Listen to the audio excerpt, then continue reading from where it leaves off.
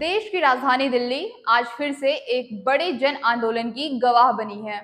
लोकतंत्र के मंदिर संसद भवन की चौखट तक गूंजती हजारों युवाओं की आवाज, हवा में तैरते हुए आंसू गैस के गोले और सड़कों पर बिछे बैरिकेड्स। यह दृश्य है दिल्ली के लुटियंस जोन का, जहां कॉकरोच जनता पार्टी के बैनर तले छात्र और युवाओं का आक्रोश उबल पड़ा है। शिक्षा व्यवस्था में सुधार, पेपर लीक पर सख्त कानून और देश के भविष्य की सुरक्षित करने की मांग को लेकर हजारों की तादाद में प्रदर्शनकारी सड़कों पर उतर आए हैं। आइए समझते हैं इस पूरे घटनाक्रम की हर एक परत, राजनीतिक और सामाजिक कोण, और यह भी कि यहाँ से अगला कदम क्या हो सकता है। दिल्ली का जंतर मंतर, जो ऐतिहासिक धर्रों का गवाह रहा है, आज रण क्षेत्र में तब्दील हो गया। बैरिकेड्स और लाठीचार्ज। वहां पर मानसून सत्र के शुरुआत के साथ जब सीजेपी के नेतृत्व में जुलूस संसद की ओर बढ़ा तो पुलिस और रैपिड एक्शन फोर्स के 5000 से अधिक जवानों ने राह रोकने की कोशिश की। गुस्साए युवाओं ने जब सुरक्षा घेरे को तोड़ा तो पुलिस को वाटर कैनन, आंसू गैस और लाठीचार्ज का सहारा लेना पड़ा। संसद भवन के मुख्य द्वारों को बंद कर दिया गया है।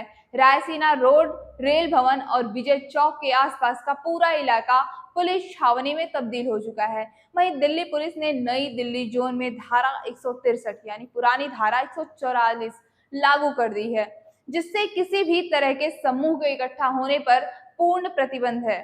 इस पूरे आंदोलन की सबसे बड़ी ढाल और चेतना बने हैं विख्यात पर्यावरणविद और शिक्षक Sonam Wangchuk. NEET paper leak और शिक्षा प्रणाली में पारदर्शिता की मांग को लेकर वांगचुक 21 दिनों से अनशन पर थे, जिसके कारण उनका वजन 9 किलो से ज्यादा गिर गया। दिल्ली हाईकोर्ट के आदेश पर पुलिस उन्हें सफदरजंग अस्पताल में भर्ती कराया।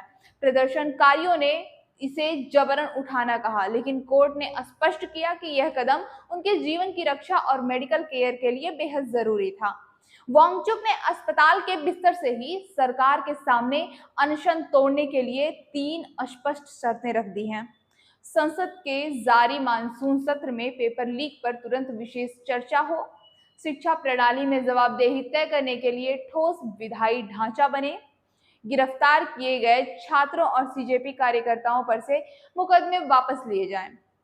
सरकार ने इस संकट से निपटने के लिए मल्टी लेयर्ड रणनीति अपनाई है, जहां एक तरफ गृह मंत्री अमित शाह और शिक्षा मंत्री धर्मेंद्र प्रधान के बीच संसद भवन में एक आपातकालीन हाई लेवल बैठक हुई है, वहीं सीजेपी के मुख्य प्रवक्ताओं सौरभ दास और आशुतोष रांका ने केंद्रीय मंत्री जेपी नड्डा से मुलाकात कर अपना मांग पत्र सौंपा है। सरकार ने आंतरिक चर्चा का आश्वासन दिया है। इस पूरे घटनाक्रम को केवल एक लॉ एंड ऑर्डर की समस्या मानना भारी भूल होगी। इसके 3 मुख्य पहलू हैं। पहला, युवाओं की हताशा का गुबार। नीट, सीजीएल और अन्य परीक्षाओं में बार बार होते पेपर लीक ने देश के करोड़ों युवाओं के मन में व्यवस्था के प्रति गहरा अविश्वास भर दिया है। दूसरा ये कि सोनम वांगचुक का नैतिक कद। वांगचुक कोई विशुद्ध राजनीतिज्ञ नहीं है। उनके अनशन ने इस आंदोलन को एक नैतिक आधार और सामाजिक मान्यता दे दी है, जिससे निपटना सरकार के लिए राजनीतिक रूप से बेहद संवेदनशील है। और तीसरा ये कि सीजेपी का उभरता जन आधार, कॉकरोच जनता पार्टी जैसे नए और लीक से हटकर बने छात्र युवा संगठनों का उभार दिखाता है कि पारंपरिक मुख्य धारा की राजनीति से युवा असंतुष्ट हैं। इस मोड़ पर आकर अब सबसे बड़ा सवाल यही है कि आगे क्या। आगे की स्थिति 3 रास्तों पर निर्भर करेगी। पहला रास्ता, संसद के भीतर गतिरोध।